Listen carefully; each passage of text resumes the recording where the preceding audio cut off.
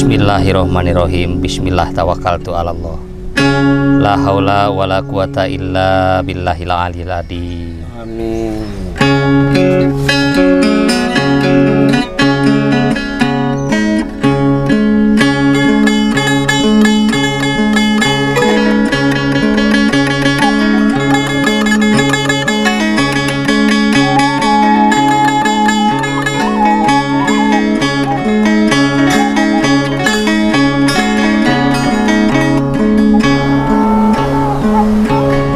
Mipit amit ngala menta nyukcruk galur mapai riwayat paralun narutus gunung palias narajang alas amit kanu maha suci neda agung karumuhun neda agung nya paralun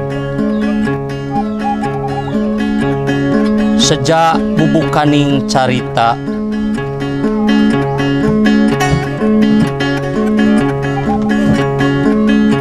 guru minda nu kakocap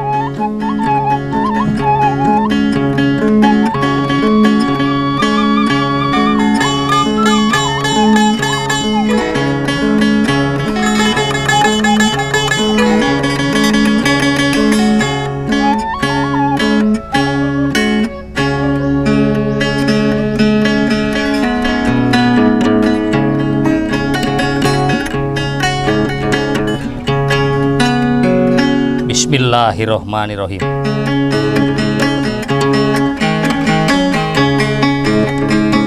Astagfirullahaladzim, astagfirullahaladzim, astagfirullahaladzim, astagfirullahaladzim. Amin.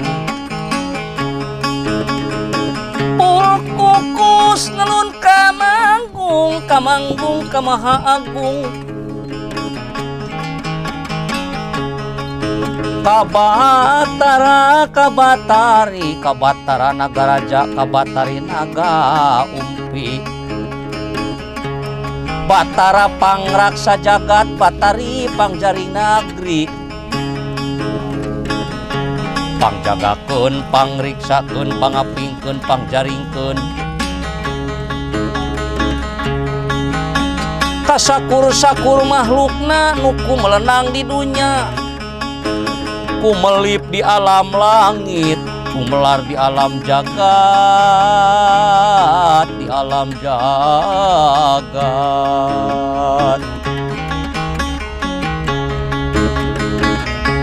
Kaluhur kanu nuruban, kahanap kanu ngamparan, kagigir kanu mendingan, kaharep kanu menetan. Ti luhur pang nutupankeun ti handap pangamparankeun ti gigir pang mindingankeun ti hareup pang menetankeun di tukang panghalangankeun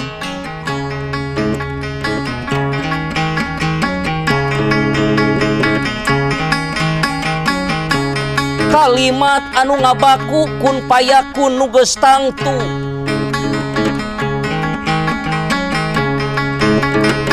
tauhid anu ngabaku sifat Allah nu geus tangtu nu geus tangtu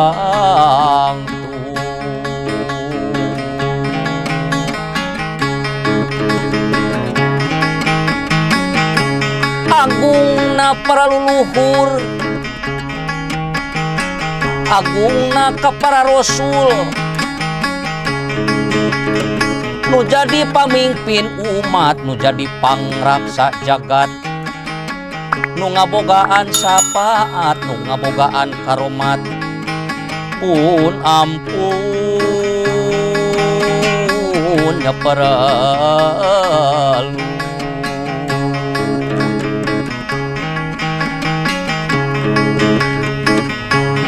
ti kidul masing tumungkul ti wetan masing tumamprak di kulon pada ngadongdon ti kaler pada ngaberes samaksud jeung satujuan sabobot sapihanean sabagja jeung sacilaka sabata jeung sarimagan saketek sapihanean urang munyung kanu agung muja ka Hyang Mahasukma amit ampun nya paralu.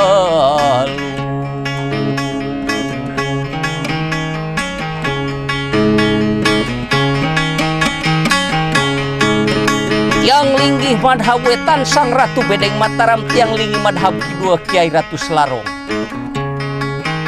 tiang linggih madhab kulon urik-urik Babu Hawa Kiai Penatas Angin, tiang linggih madhab Kaler Panembahan Surabaya, sakulingking bumi suci sakulingkang bumi suka suci mulia badan sampurna nur cupu manik nagara cahya lumebet maring awaking lumebet cahya rasulna lumebet sapa atur karomatna lumebet kamulyaanana ka makhluk manusia di alam dunya.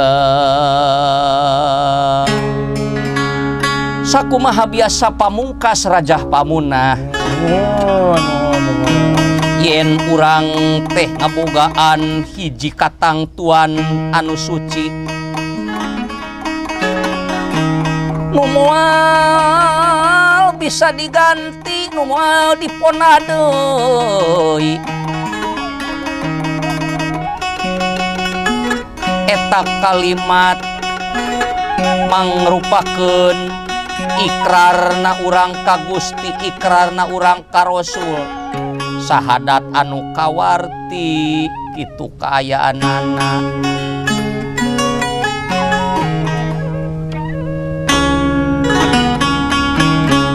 Sahadat Rasul kalayan sahadat tauhid eta sing jadi panundung kolbu sing jadi panyiram kana rasa kalayan kalimat sahadat tauhid kalimat sahadat Rasul dibaca unggah waktu malar mandar nganyar-nganyar keimanan ka Pangeran Nu Maha Sukma. Bismillahirrohmanirrohim. Ashadu alla ilaha illallah wa ashadu anna Muhammadar Rasul. Tunuk waktu nurahayu ninggang mangsa nu utama nitis wanci nu mustari bubuka jadi carita nu ngalegenda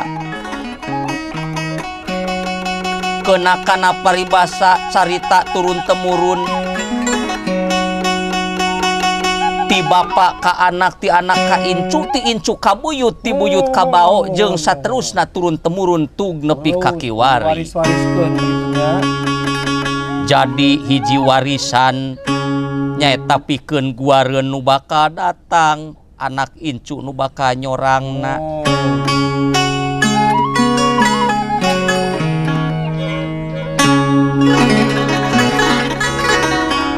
Di mana atuh nu bakal dicaritakeun teh cenah? Oh lebah mana menawi nyaeta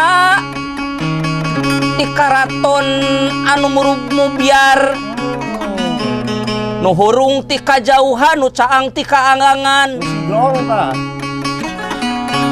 kedong sigrong karaton anu ditetes ku Inten Rinukmi Mas Permata berat benghar malah nurutkeun riwayat zaman baheula eta karaton tehna oge ku lempengan emas da eta bae di mana Kangjeng Raja atanapi Kangjeng Putri hoyong ningali laraina cukup tungkul kana tehel saking ku herang-herangna eta karaton nya di dieu pisan anu baris jadi bubukaning cinarita nyaeta di hiji nagri anu kawarti nagara nu kakoncara kajanapria kajamparing angin-angin magara kasohor gitu ya kasohor ka mana-mana nyaeta di nagara Pasir Batang anu eta nagara Pasir Batang teh dicepeng ku Ratu Linuhung ku Raja anu binekas Narpati nu sugih ku pangarti, raja nu loba pangabisana. Kangjeng Ratu nu linuhung Kangjeng Raja nu kakoncara nyaeta Sang Mahaprabu Tapa Agung atanapi Purba Nagara nu kakoncara. Kalayan Purba Nagara di dieu ngagaduhan garwa anu satia nyaeta Sang Nitiswari. Kalayan Sang Sudewi Nitiswari ngagaduhan putri 7 anu gelis nakawanti-wanti endah namalih warna lucu taya nu nuruban endah taya nu mapakan kitu kaayaanana.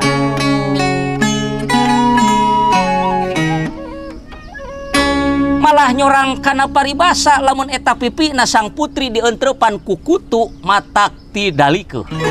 Lamun dientrepan ku tumak matak ti soledat, lamun dientrepan ku laler matak potong sukuna. Lamun dientrepan ku tukang kamera mah ti soledat. Eta ku herang-herangna atanapi ku gelis-gelisna eta putri anu 7. Saha cenah di antarana putri anu 7? Pangkin selongna gitu. Di antawisna bae putri anu 7 teh nyaeta anu pangcikalna atanapi putri pembayun saur bahasa kapungkur mah. Nyaeta Purbararang nu katelah. Purbararang ngagaduhan rai nyaeta Purba Endah. Purba Endah ngagaduhan rai nyaeta Purba Dewata. Purba Dewata ngagaduhan rai deui Purba Kancana. Purba Kancana ngagaduhan rai deui Purba Manik. Kalayan anu pangais bungsu Purba Leuwih oge anu bungsu Nyimas Ayu Purbasari Ayuwangi. Pangbontotna eta gitu ya. Kacatur anu dipitutur ieu karajaan subur makmur gemah ripah loh jinawi. Sepi paling towong rampong sudah tinu ngababangsat. Entong boro-boro anu ngabangsat sakalian ayah hiji jalma anu ningali hayam tatangga oge sok buru-buru ngerecem ku aman-amana di eta nagara.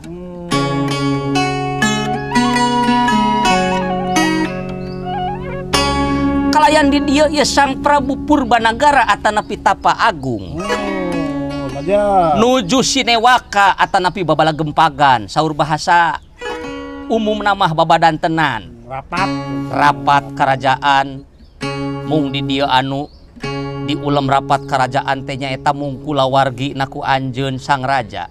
Di antawisna ingkang garwa Sang Sudewi Nitiswari kalayan putrina anu 7 kitu kayanana. Cunduk kana waktuna ninggang kana mangsana nitis kana wancina ieu sang raja ngandika pangandikanana pun alis manis leuleuy keudeung ngandika.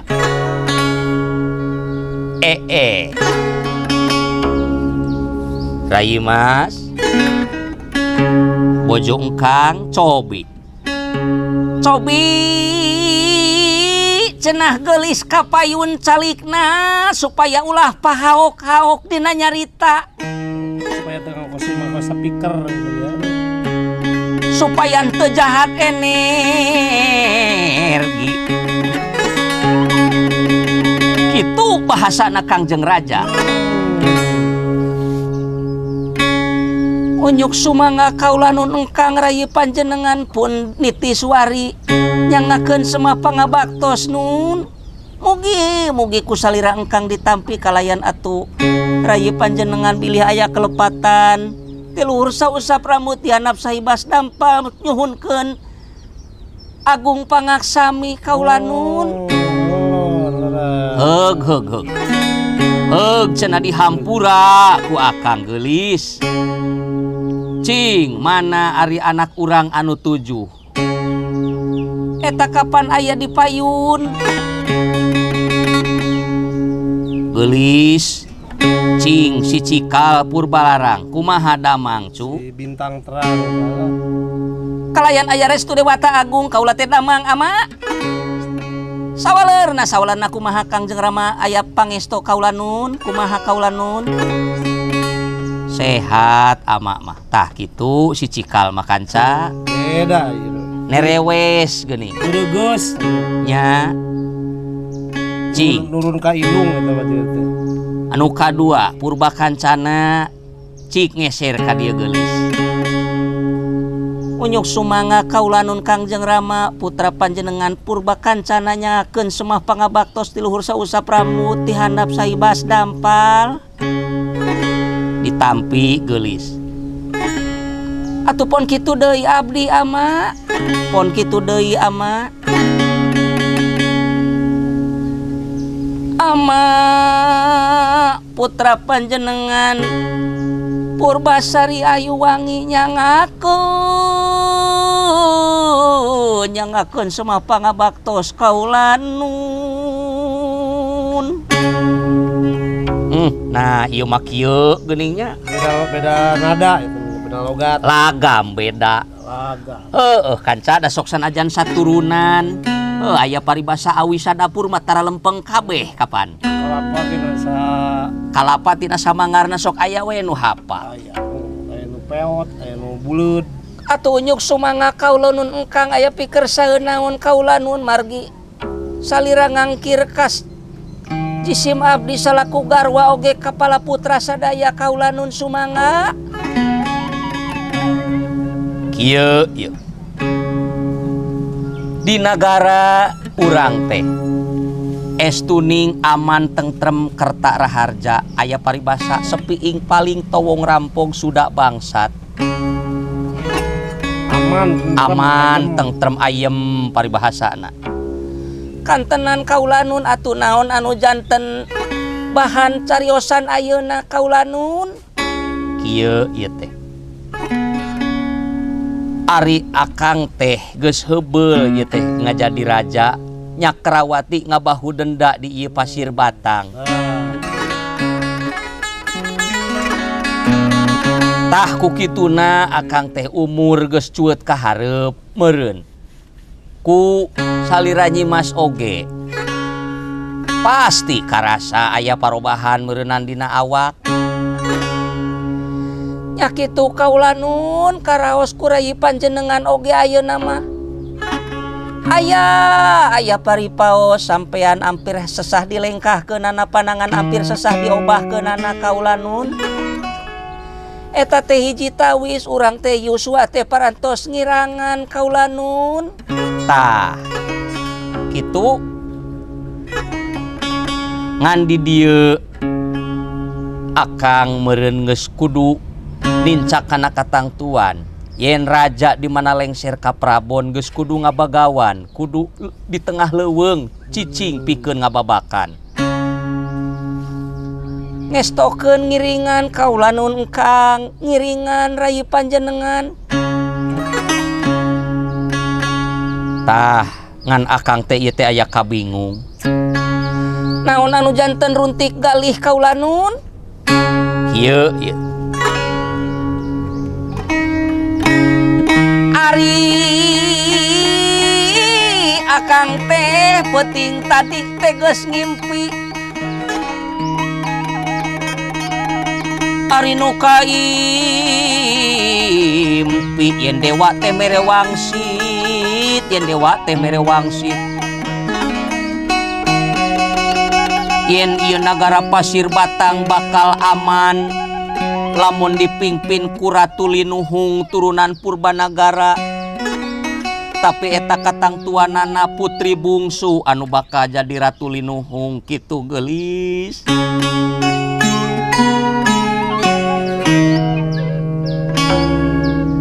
Di dieu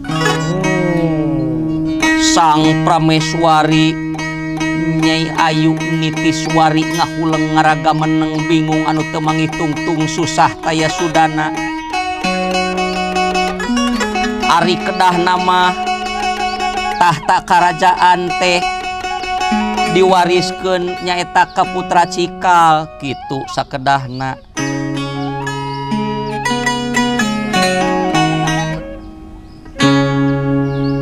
Tah kitu nu jadi kabingung akang teh geulis. Oge mugi kasaksi ku anak ama anu 7. Ini tinu ngorah heula ieu namanya. Nyakseni kaulanun ama. Tah kieu ama teh nu jadi kabingung teh. Kitu kumaha meureun kieu kumaha ari dilaksanakeun meureun ama teh. Sieun disebut dengdek sabelah. Da kudu nama anak cikal anu jadi ratu di karaton. Panggeulana ieu nya Pangbedah lawang paribasa kanca. Aras. Atuh bade kumaha ayeuna kaulanun? Tah ayeuna mah akang rek minta persetujuan khusus ti Rai Prameswari oge ti anak-anak akang anu 7, ti anak urang anu 7. Kumaha? Purbararang kumaha geulis? Kaula mah bade ngiringan bae ka sapaneja ama kaulanun, kapalai ama bade kumaha? Putra mangiringan. Moal mah bade ngalalangkungan kaulanun. Mau bengkok sini mah itu ya. Kaula mah bade ngijing sila bengkok sinemah. Nyapon kitu deui putra panjenengan kaulanun ama ngiringan kana kahoyong salira. Putra panjenengan oge seja ngiring bade kumaha katangtosanana kaulanun ama. Kitu kaulanun ari munguh kula mah seja tumut kanu janten sepuh kaulanun.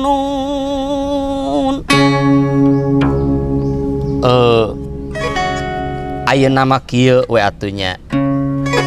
Urang putuskeun ieu perkara. Urang rampungkeun ieu babala gempagan. Ameh teu gantung areuyeun kadituna. Kumaha lamun ayeuna Purbasari wae anu mingpin ka Prabon. Sabab kitu wangsiting dewa anu datang ka akang. Kitu wangsiting dewa. Yen Purbasari anu karagragan wahyuning karaton, karagragan nyaeta karomat atawa kamulyaan di ieu karaton.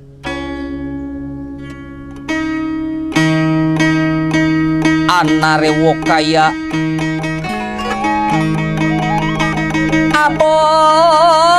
abong manusa tara cicing dina hiji katangtosan anu tadina Nyimas Purbararang moal baha kana katangtosan tiramakna. Ayeuna manahna janten robih ngenes ngangres campur amek kitu kaayaanana.